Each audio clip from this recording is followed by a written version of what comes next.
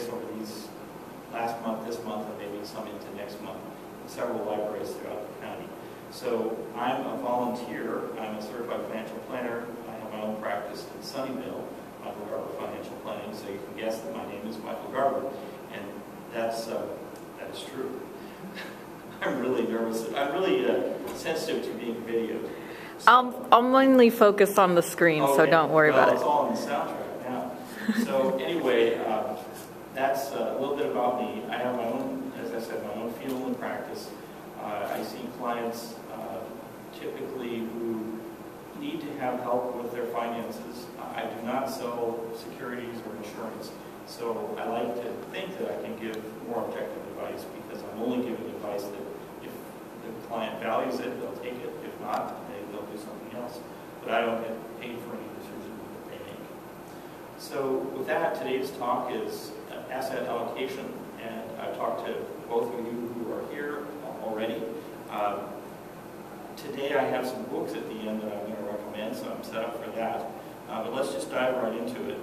Let me say one thing first, and that is asset allocation is it's probably the most difficult topic to cover in a talk like this, simply because there's so much math in it, and also it builds on so many other topics that are not familiar to the general public.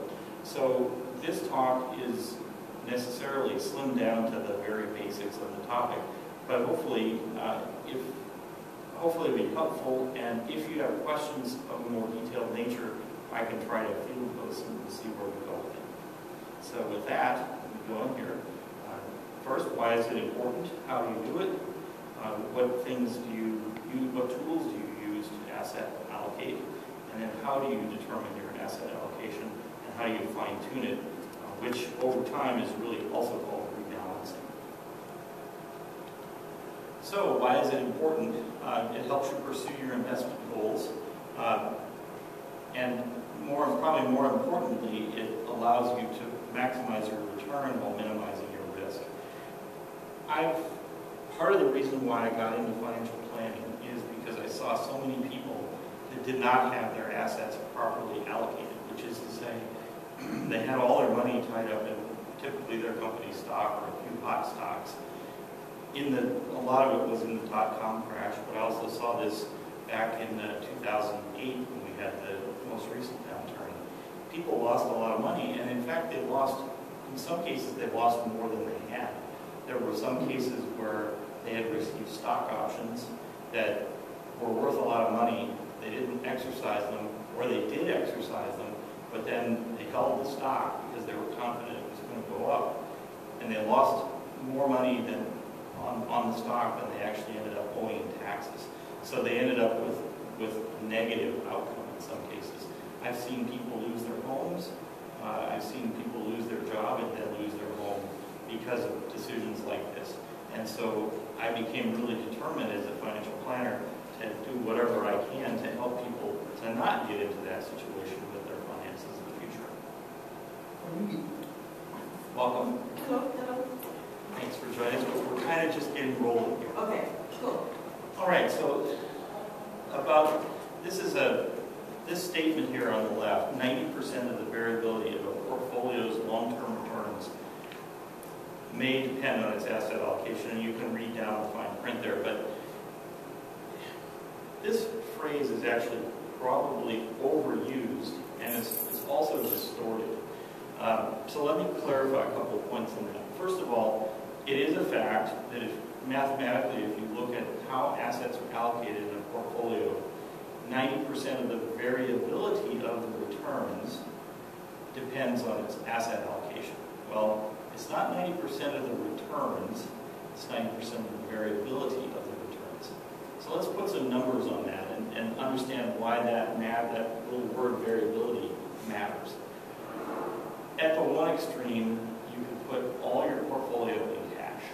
And today, you'd have a very high certainty of what the value of that cash would be in the near future.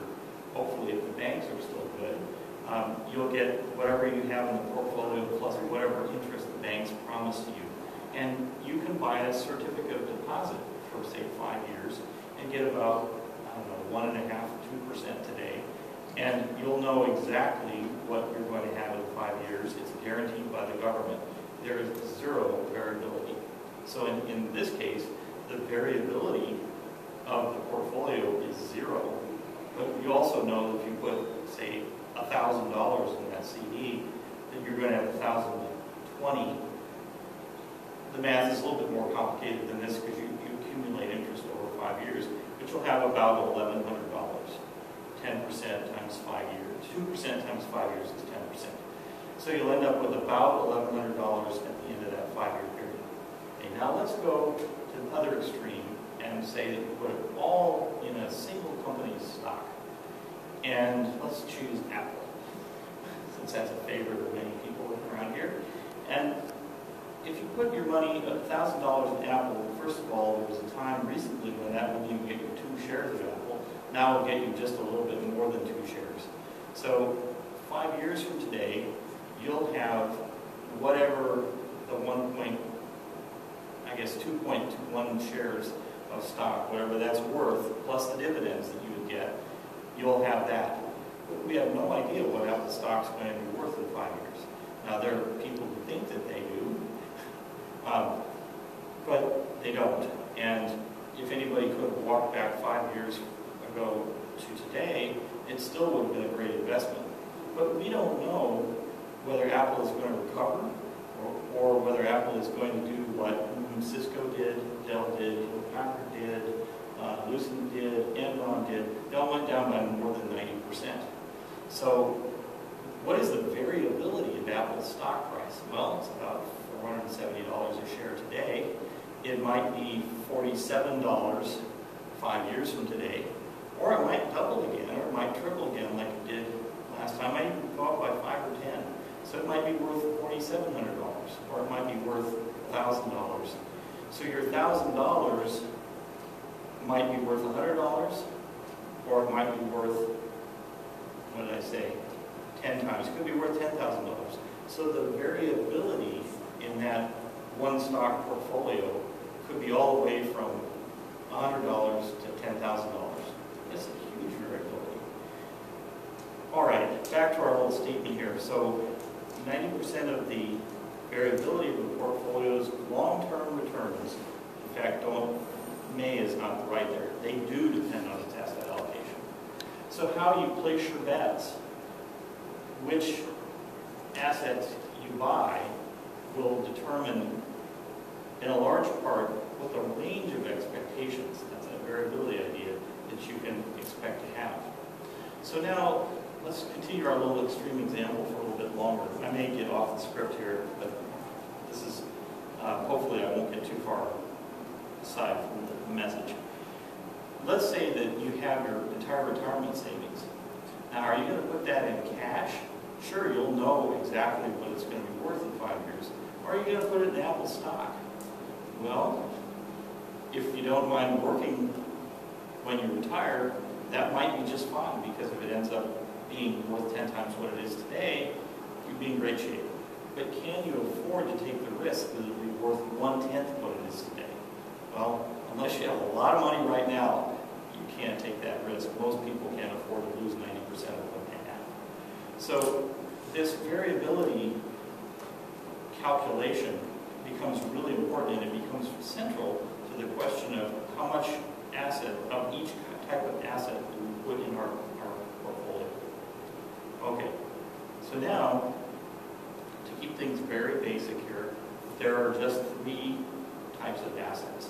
Of course, it depends on who you talk to. Some people might say 4, but the basic 3 portrayed here are stocks, bonds, and money market instruments. So going back to our other example, stocks, well, Apple is a stock, right? It's commonly referred to as a stock. Money market instrument, so CD from a bank is a money market instrument. It's actually a insured loan that you give to a bank in the hope that you'll get money back plus interest on the expectation or promise that you got. Let's talk a little bit more generally about what is a stock and what is a bond and what is a money instrument or a money market instrument. A stock is a share of ownership or a piece of ownership in a business. It's really all it is. So if all of us here in this room decided that we were going to get together and open a semiconductor fab, say that we all knew how to do that, we knew what was involved in that, what do we need to do? We need to raise, the first thing we need is raise money.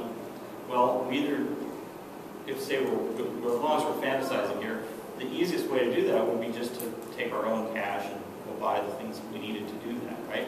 Well, probably we don't have the capital to do that, to start our semiconductor company and build a semiconductor fab and go into business and compete with Intel or something like that. So what we would do, and what every company does when it gets started, is it forms and it obtains capital somehow.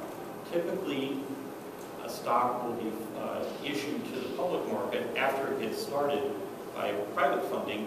Then when they want to scale the company up, it will go into the public markets and have an initial public offering. You all hear on the news, Facebook had its IPO.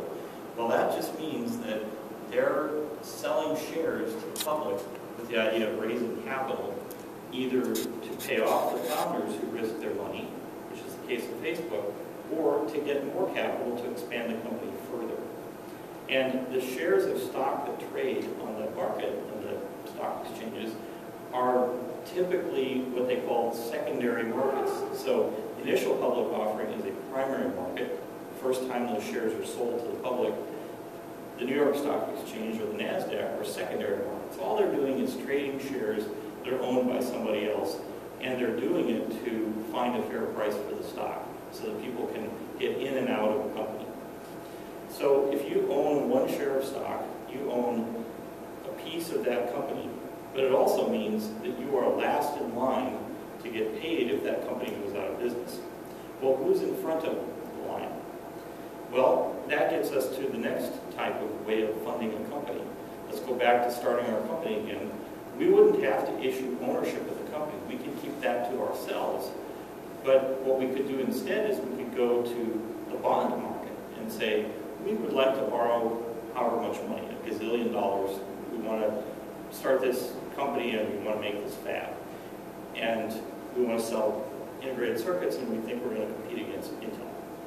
And if the investors, same story, but in this case, we're only offering a promise to pay the money back with interest.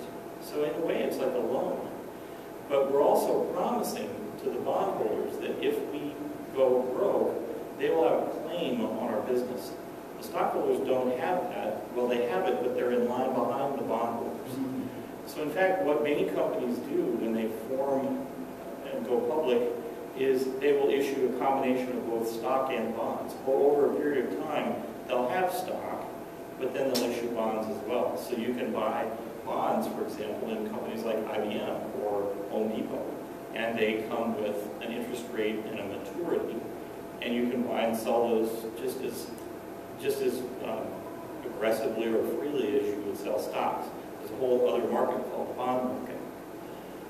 So bonds have an advantage in that you have a more secure claim on the assets of the company, but stocks, because of the value of ownership, it's sort of like owning versus renting, right? If you own a house and the price of the house goes up and you sell the house, you're gonna get all the money. But if you rent a house, whoever actually does own that house, when it comes time to sell, you have no claim on the appreciation of that house. Well, it's the same way with a company. So the valuation of the company can go up and down based on its market prospects or perceptions that it will do well or poorly in the future, or its actual results. And owners will prosper under good conditions, and they'll suffer under bad conditions. When a company goes bankrupt, typically what happens is the stock goes all the way to zero. But then the bondholders are in front of that, and they can get money back. So bonds typically are viewed as a safer investment. Okay, now money market instruments. Well, aren't those just bonds? Well, they sort of are, but the difference here is that money market instruments are very typically very short-term money. So if you are issuing a bond or buying a bond, it may have a 5 or 10 or 20 or even 30 or longer year payoff. So that's how long your principal will be tied up. A money market instrument is typically an on-demand type thing, or less than a year, very typically 90 days. So a lot of companies, when they need credit to pay their suppliers, between the time that they have to buy things and when they get their money from selling things, there's a need for cash. And it's just kind of like what we all do in our household, right? We often put things on a credit card and then pay the money later out of the next paycheck that we get. Hopefully we're not running a balance on our credit card. But that's the same sort of thing as a money fund, or a money market instrument. So Home Depot might issue a 90-day note on receivables, that is future anticipated revenue, to cover cover inventory costs that they have to buy to keep stock in their store. And so that is a very short-term thing. And the reason why that's a much easier instrument to price is because we can look ahead 3 months a lot easier than we can with, say, 10 years from now. If you think that business is going to be okay for Home Depot as we move into the spring, everybody's going to be buying their lawn stuff and they're cleaning out their house and all that stuff. A lot of people spend money at Home Depot. They're not likely to go out of business right now.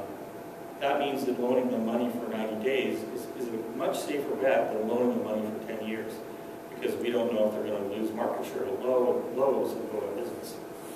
So those are the three asset classes, the three big ones: stocks, bonds, and money market instruments. And as it says on the right here, the stocks have the highest risk and return potential over time. Bonds are more in the middle, and the money markets are, I want my money back right now, or in a very short period of time. And so when we allocate assets, we are making a choice between these three major categories of instruments or asset classes. They behave differently, they have different risks. Okay, so a closer look at our risk and return here. Welcome, Mark. Hey, Michael. He's the person that I said would come. We waited as long as we could for you. I know, I was meant to say, start without me. Well, you probably got lost finding the library because we found out it's not in movement. So, okay. All right, so the average risk and return, and I just realized this talk really oversimplifies something, but we'll come back to that. So the average risk and return over 30 years for stocks, bonds, and cash, let's ignore that combo point there in the middle, is here. So lower risk, as measured by something called standard deviation, for those of you who know your statistics, that is simply a measure of the variability of future returns. Cash is very reliably low. Stocks are the most variable. They can change, and they typically do change in value on the order of the mid-teens percent every year. And bonds, much less, typically 5-6%. But look, over on the left there, lower return, higher return. Cash over the last 30 years has yielded typically about 5%, 4-point-something% there on this chart. Bonds have yielded typically about 9%, and stocks have done much better. So at least according to this, if you're going to do a 30-year experiment with your money, where do you want to be? What asset do you want it all in? There's a clear favorite here. Stocks, right? The reason why is that it has the greatest likelihood that over a 30-year period, it will do the best. And that looks really good if you look at it as a graph. And when you're sitting there with your financial advisor, that he or she will tell you, you know, for your retirement, you've got 30 years to go here. You want to be mostly in stocks. Well, I'm here to tell you, there have been several more than 40-year periods in the recorded history of finance, and that's really kind of the last couple hundred years, in which stocks have underperformed bonds. So this little graph, yes, it's true because on average, over a 30-year period, stocks will do well. But there are 40-year periods where bonds outperform stocks. And in fact, we're in one of them right now. So you don't get a do-over on 40 years of your life. If you're 25 today, 40 years from today you'll be ready to retire. You don't get a do-over if you put all of your portfolio in stocks and it just doesn't work out. And remember I was saying at the beginning, I've seen people lose their houses or lose their jobs because they had too many eggs in the wrong basket. And this is the case. So I would not advise anybody with less than, say, a 40 or 50-year horizon to put all their money in stocks. Now, for the very young or for the very wealthy, who can afford to take big losses over long periods of time, sure. But for the most of us, we have bills to pay, and those bills are not going to stop when we retire or lose our ability to make money from income. So it's not a safe strategy to put all the money in stocks. Correspondingly, it's not a safe strategy to put all your money in cash. And I think this was a question that you asked when we were here last time, right? Where do I put my money so that I don't get more than a dime on my 1099 at the end of the year? Oh, right. Right? So if I put it in cash, I'm going to get virtually no returns. If I put it in stocks, I might lose it. So what do? You can be very certain about what your future cash will be if you put it all in cash.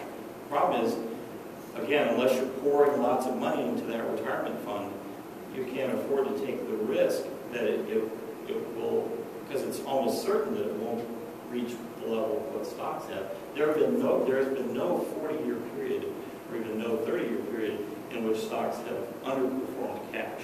So you have to have some stocks, unless you have so much money that you really just want to, and are so averse to risk that you just want to sleep well at night and you don't care that you're giving up opportunity. So here you've got too much risk, here you're giving up opportunity for that safety. And as you can see, what is indicated here is a blend of, in this case, 60% stocks, 30% bonds, and 10% cash is almost as good as stocks, but it's significantly less risky. So if you allocate your assets, your variability is closer to 10% a year than the 16% a year. And in fact, over a period of time, it's far less likely that you will actually lose money with a blend of assets like this than if it were in all stocks. So the whole game of asset allocation is aimed at maximizing the amount of return you can get, that is to get up as high on that graph as possible, but to go as far to the left as possible. And if you can get all the way up to the upper left corner, that would be an ideal situation. Oh, all right. Now, yes, this is I remember I said this is the great oversimplification, because we talked about Apple stock in isolation, and we talked about a single CD in isolation, we talked about a single bond in isolation. Well, in fact, what happens is that mutual funds exist, and they do one thing, and that is they pool investors' money, and they make the decisions about where to invest it. Actively managed mutual funds, as they are sometimes called, they make decisions about what they think would be the best stocks to hold, and hold those stocks on behalf of their investors. And then there's another kind of mutual fund called a passive mutual fund, or a passive index fund, which is designed to do the opposite. They own all, or at least as many as they can, of a certain type of investment. So, for example, they might own all stocks in the S&P 500, which is an index of the 500 largest U.S. companies that is determined every year by the Standard & Poor's Corporation. So is it 6 months, Mark, or every year? And they come out with a new allocation. He's in banking, so I thought it might be wrong. It's once or twice a year. They will come out and say, we're going to adjust the index, the S&P 500 index, to kick out 2 companies and add these 2 other companies instead. It doesn't happen very often. So an active investing mutual fund will say that, look at that and say, well, thank you very much, this doesn't change anything for us. A passive mutual fund will say, oh, they've changed the index, therefore we're going to sell these 2 stocks and we're going to buy these other 2 stocks so we can stay aligned with the index. So there are many different types of indices. All investments involve careful consideration, so I don't know how to comment on that. But mutual funds investment value will fluctuate. The principal value of return will fluctuate, and also the yield that you get, or the dividends from stocks in those mutual funds, or bonds in those mutual funds, they will vary with market conditions, and shares will be worth more or less than what you paid for. Well, why go to the trouble with mutual funds in the first place? Why not just buy 2, 3 stocks that you think are going to do well? You can do that. Here's the problem. What if those stocks are, in 2000, Enron, HP, and Cisco? All 3 of those stocks underwent a more than 90% decline. So, and they all went down, actually 2 of them went down for the reason of the tech bust. The third went down for its own reasons, because it imploded. Everybody, I think, knows the Enron story. The more stocks you can own, the more of this accidental effect of the market can be diluted out. So financial analysts call this systemic risk.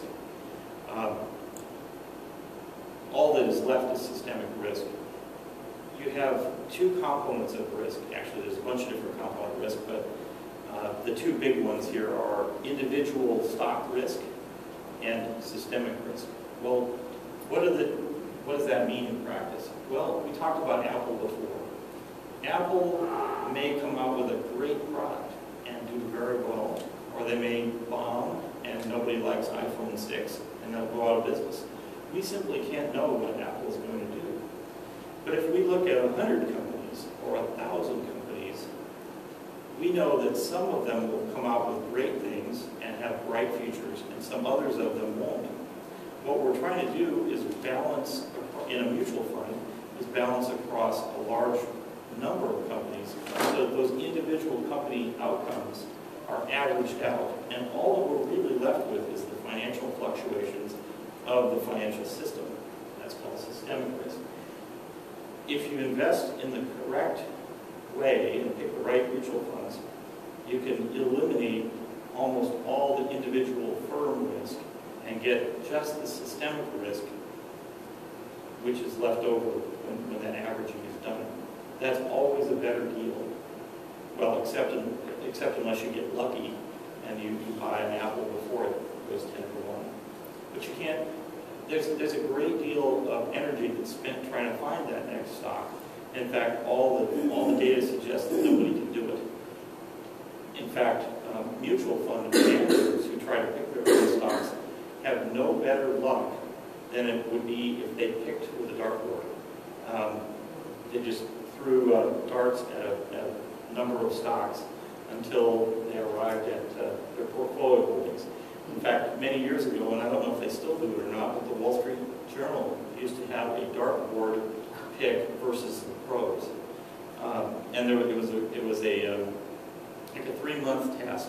They would have 3 investment managers pick pick stocks that they thought were going to do well, and then they would have their own editors throw darts literally at the pages of their own newspaper to pick the same number of stocks.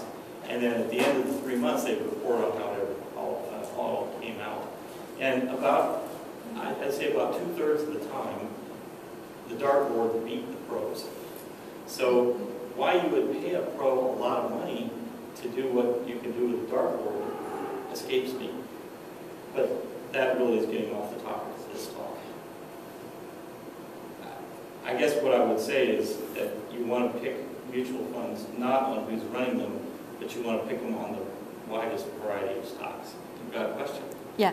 So actively managed funds, do they generally have higher fees than, Yes, they do. say, so if you're going to do a mutual fund, maybe an index or a passive fund might be better overall because you'll pay less fees? Yes, that's right. Okay. And in fact, there's a book, I'm going to refer to it at the end, that lays out the mathematical case for that, where it shows that about 2/3 of the time, passive funds will outperform actively managed funds. And the 1/3 of the time that they don't is not sufficient to make up for the 2/3 of the time that they do. And so really the whole game of picking mutual funds is to try to find one that has the proper and broad number of stocks, but also to have the lowest fees, both hidden fees and non-hidden fees. So that's a little bit of the secret sauce of what I do for my clients. Does that answer your question? Okay. So how do your pieces fit together? And cash, stocks, and bonds, there they are. Everybody has, who is investing anyway, has a pie like this. It is what it is. And the question is, are you looking at it or is it running itself? And usually for a lot of people around here is your company stock, where you'll see people who have gotten stock options or they just buy through the employee stock plan. And sometimes other ends up being 3/4 of the pie until they get wise and hopefully diversify out from that. So how do you pick the right allocation of assets? So the first thing that you want to do is you want to plot your financial goals. It starts with you and your own situation. If you have a family and you have a lot of obligations, then you want to make sure that you can keep all of that going for the time that's necessary to make a change. So should you lose your job, for example, you want to have enough emergency savings so that if the stock market is declining, you can survive until you find another job, readjust all of your finances. And financial advisors typically will say to have at least 3 months and maybe 6 months. Actually, in today's turbulent times, and noticing that 38% of the unemployed are long-term unemployed who have not worked for 2 years or more, I think it's more prudent to have a year. So before you even start talking about what stocks or mutual funds or bonds you're going to buy, do you have a year's cash saved up? Just good old cash on the barrelhead in a bank account. I advise people at least to have 6 months and preferably a year, especially if they're in a situation where they have high obligations, like they have a big mortgage or something like that, to make sure that they can keep that all going. Well, why so much? And it's really simple, because this is what happened in 2000 or through 2002. It was kind of a slow motion train wreck. And then again in 2008, we saw people would lose their job, people would see their stock portfolios decline, and then their house value declined, all at once. So they had to do something. And if you didn't have that cash in the bank to cushion the situation, you had to sell things at depressed prices. So people had to sell their houses, or they had to sell their stocks when the stock market had gone down by half in 2008. Well, if they'd just been able to hang on for another year, by a year later, fall of 2009, the stock market was roaring back. And in fact, some people were able to capitalize on that simply by reallocating their portfolios at the bottom, or close to the bottom, and then they were able to capitalize on the stock market having recovered. So the market tends to go down and then come back up. It doesn't just go down and stay down, hasn't yet anyway, although it did in the 1930s, and it took 20 years until it came back. I actually think we're, and again, I'm off the program here, but I think we're in a similar kind of situation from 2000 to 2020. I think we're looking at another 20-year period where stocks do very poorly, and I don't think we've finished that cycle yet. I think we're still 6-7 years from the end of it until we see stocks back to where they were in 2000, adjusted for inflation. So your first and most important goal is to have the emergency savings. And I see people sometimes who come in and say, well, I have emergency savings. I have it right here in this taxable fund. It's all in Magellan Fund. And, you know, I'll just get into that if I need this. And it'll be, you know, 6, 8, 10 months of their income and expenses. Well, all right, if it's 6 months and it drops to 3 months of their expenses, they don't really have enough. You could say that maybe if they had 2 years tied up in that and they were willing to take that 50% hit if they needed to, that was okay. We just don't recommend that. So first thing, emergency savings. Can't say it over and over enough. The second thing, 5 years, you may be going to buy a house. A lot of times people don't think about it, but they're going to replace a car in the next 5 years. And so I'll see somebody come into my office with a 2001 Toyota, and it's fall 2012 or something like that. First thing I'll look is, I'll say, when are you going to replace that car? And it's like it hasn't even occurred to them. Some people are like really old car lovers, and they're going to say, no, that's a Toyota, it's going to last, there's one right there. Yeah, I've seen your car. It's true, but it's well cared for. But you know, a car will last 20 years, but you have to put the money into it, and you have to have the determination that that's what you're going to do. But typically, every at least 10 years, you're going to be looking for a car, and more often, your lifestyle changes or your situation changes, and you're going to be out buying a car in 5 to 7 years. So where's the money going to come from for that? Well, it's going to come in this mid-range band of kind of a 5-year savings goal. Well, how do you want to invest for a car? Well, you don't want to swing for the fences in a 5-year time frame, right? Because stocks could go down in 5 years and stay down for 5 years, kind of like they have since 2007, right? They were high, and now they're back up a little bit. But you know, if you bought in, say, 2005 stocks, and then needed to buy that car in 2009, it wouldn't have been a good outcome. So we recommend for things like cars or intermediate goals of down payment on a new house, you want to be more cautious, and that tends to be the bond range.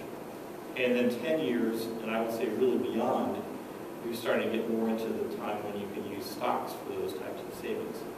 So I'm doing a lot of hand waving as I talk about this, but there are some pretty precise mathematical formulas to incorporate all those things in. But that's really outside the scope of the talk. And I think I just said this here. So your goals, you know, being retirement, emergency savings, new home, kids college. Another thing that I also find with some people is that they have debts that they're carrying along. They have student loans or they have a credit card balance, and they want to invest because they think that that's going to overcome, you know, the investing results will overcome, the money will grow faster than paying down the debts. And in most cases, that's not true. Very occasionally, you'll see somebody who has like a home equity line of credit at 3% or something like that, and they want to carry that so that they can invest. That's risky. It's kind of like buying stocks on margin, but you can do it. And it's not as bad as buying with a 24% loan. But again, I go back and say emergency savings means emergency savings. You want to use your emergency savings to fund your credit card bills. All right, so new home, kids college, those are big financial goals. I can think of some of the others that we've had in our family over the years. There's the wedding. There's the final expenses for a relative. We talked about new cars. There's the new roof. On a smaller scale, there's the new water heater and the new tires. Those are kind of more emergency savings. But I think you get the picture. So, time horizon, again, I kind of walked through that before. The time horizon is the factor. It's probably the most important factor in whether you can be investing in more risky assets or less risky assets. And be aware that your risk tolerance may change over time. So what does that mean? Your ability to take risk and lose money is lower. Say you have a 2-income household, and then mom stops, well, the wife stops to become a mom. she stops working for a while. Well, suddenly you're now making roughly half what you made. You can't afford to risk as much as you used to before when you had higher income. Or you have a job change that results in a lower pay. Then you can't afford to risk what retirement savings you have because you can't afford that 50% drop again. And then, of course, when you retire, it's an extreme change because you're no longer working at all and you're depending on your assets. All right, so this is some more detail. I think we actually talked about this here. I think I talked about all of that. So let me just skip this slide because I really talked through it in the hand waving the slides ago. I'll just let you read all that. Oops. I went too fast. People are still looking.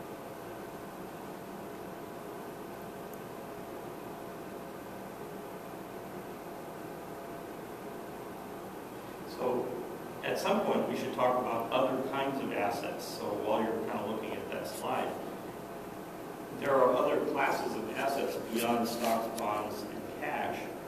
Some people are really fond of holding commodities. Some people are fond of holding real estate as a different type of asset, whether it's through a financial instrument like a real estate investment trust or through owning a rental property. Also, things like life insurance with cash value, they're an asset class. They behave in a different way than these other asset classes do. And those are the common ones. So for accumulation goals, here's a sample. This is your long-term retirement needs. They're recommending 80% stocks plus a little bonds and a little money market. And for somebody in their early 20s that has a lot of income to save and has all their debts cleaned up, that's probably a reasonable allocation. But if you're 50, you're not probably going to be working when you're 80. So you have to be pretty careful that you're not over-allocated to stocks. You're probably beyond the point where this is a good asset allocation. Now, some people might disagree with me on that, but I'm here today. They're not. Okay, so for major purchases, 2 to 5 years, again, they're more aggressive than I would be. They say 40% stocks. And it's true, there are most 5-year periods where stocks don't lose value. But again, if you pick the 5-year period 2004 to 2009, this wouldn't have worked out very well for you. So to me, that's a little aggressive. I see a couple of you taking notes here, so I'll wait till I see that. Let's get ready. Speaking of taking notes, no, I don't have a handout, but I have some book references at the end. And I have a feedback form that I'll hand out at the end as well. So this is a sample allocation for wealth preservation. And again, I probably wouldn't be this aggressive myself, but if you are just retired, say you're 65, and you're healthy and you've got a good 30 years to live, typically, having some stocks, actually, yeah, this is probably reasonable. 30% stocks is probably a reasonable amount. I think 30% cash might be too much, depending on how much money you have. Again, you only want a year or two cash at this point. And so it depends on, for me, I would say 2 years of your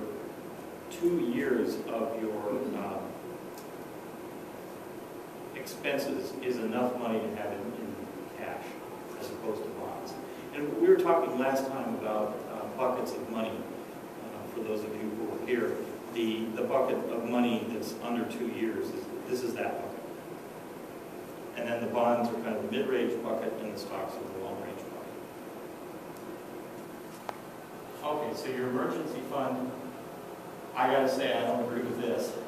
To me, it would be all, not just 40%, but 100% FDIC insured savings account. Well, why, you say? Why not some money funds, money market instruments? Well, Let's look at what happened in 2008 when the financial system came within hours of collapsing, literally. There were some mutual funds, some money market funds, that actually they do what's called breaking the buck. They actually broke the buck, which means to say their share was not worth $1, it was worth 98 cents. So those people who were relying on $1 being $1 actually had to sell at 98 cents if they needed the money that day. Now, it came back, and a lot of those companies poured money in to keep themselves from losing, from breaking the buck. A lot of those investment companies, they just dumped money in at a loss because they didn't want that stigma attached to them. But why did it happen? Well, here's what happened. Remember the money fund, we were talking about this before, money market instruments are these 3-month receivables on Home Depot. So if I run a money market fund, it's called, a big one is called Fidelity Cash Reserves. I go out and I buy all of these 90-day notes, and I'm going to hold them to maturity, and that's how I make my money, right? So I might buy them at 98 cents on the dollar, and then they redeem at $1 on the dollar. That's how it works. So I make 2%, or typically it's less than that in a 90-day period. But I'm making some very small amount of money. Well, if everybody's pulling their money out of the fund, if I'm a portfolio manager for that money market fund, I have this Home Depot note, and I have to sell it because I have to give my investor cash. They want their cash back. So what am I going to do? I'm going to go out to my market and say, I've got to sell this Home Depot note. Who will give me what for it? And somebody will say, well, I'll give you 5 cents on the dollar, and then somebody else will say, I'll give you 10 cents on the dollar. And it's almost that simple. It's done electronically. But basically, the prices of these money instruments dropped because everybody was trying to sell them all at once because of the financial crisis, because so many investors were liquidating, going to cash, because they had their own problems. So these funds, they will do that again the next time we have a collapse. And again, for me and my clients, I assume that we are going to have another crisis because of the current economic and political situation. So to me, it's not a matter of whether this will happen, but it's a matter of when it will happen. And even Sheila Baird, who was the head of the Securities and Exchange Commission, within the last 12 months, has testified in front of Congress to the same effect. That is that many of the safeguards that were put in place after 2008 have helped the money fund market, but they have not solved the fundamental problems that caused the collapse, that were symptoms of the collapse in 2008. So her message to Congress was, even with Dodd-Frank, this big legislation that was passed, this does not solve the problem. Investors are still at risk. So I take that at face value, and I take what the head of the SEC says very, very seriously, that money market instruments are not safe enough to be perfectly safe. And if there's just a little extra yield in them, it's not worth the penalty or the possibility that you'll lose all or part of your investment in a crisis. You want this money to be there for you if you're putting it there. You're not accepting the risk. That's why you want it in cash. So I say the bank. And if the federal government collapses and can't make FDIC good, well, then we've got another game to play. But this is not our big story. Mark? What is your opinion on putting some of that cash with a credit union versus all in the bank? That's a good point. And so I think the credit union in general is probably at least as good a risk as a big money center bank, probably a little bit better risk. I have some savings of my own in a credit union. So let's talk about that a little bit. A bank is a company that's formed. We went through the whole thing about stocks. We're going to form a bank, we issue stock, and away we go. We have our capital, we start lending money to people, we start taking deposits from people, and the next thing you know, we have Wells Fargo. So the bank, Wells Fargo, exists to make money for its shareholders, and it does so by delivering value to its customers. That's a great, banking is a great, honest business, despite what the detractors say. despite some of the things that bankers have done, it's basically a good business because it helps the economy, the wheels of the economy turn. But there's another form of company that provides these kind of banking services called a credit union. Credit unions exist for mutual benefit of associations of people. And historically, you'd have a company that was formed, and then the people who worked for the company would get together to form their own credit union. So back in the day, I worked for Hewlett-Packard. It was actually in Colorado Springs, Colorado, and there was something called the HP Colorado Federal Credit Union. And that was the Colorado, I think it had to do with state charter laws, but it was the Colorado employees providing all of the funds to that entity, and it operated as a nonprofit for the mutual benefit of the employees. So the purpose of that is if I want a car loan, I can borrow money from my coworkers, essentially, intermediated by the services of the credit union. And credit unions historically have had assets based on loans, and they lend out money to people and then they have to pay them back. But they're all this select group of people who are helping each other out, and they don't have to bring home a profit to the shareholders. So therefore, they can typically provide a little bit higher returns on investments on their savings accounts. They can provide a little bit more favorable loan rates, and I think they're probably a little bit safer because they don't have an investing side that goes off and does all this crazy speculative stuff. So does that cover the point that you wanted me to make, Mark? Yes, I sense a question behind the question, a statement behind the question. Well, I used to work at HP Credit Union in Palo Alto and Great State Underwriter, so I'm kind of partial a little bit, so I was just curious. Yeah, no, credit unions are good. I think the thing is that banking services have become so commoditized that what you can get at Bank of America or Wells Fargo in terms of rates, and credit unions can tend to be a little bit more flexible in their lending decisions. So if you're a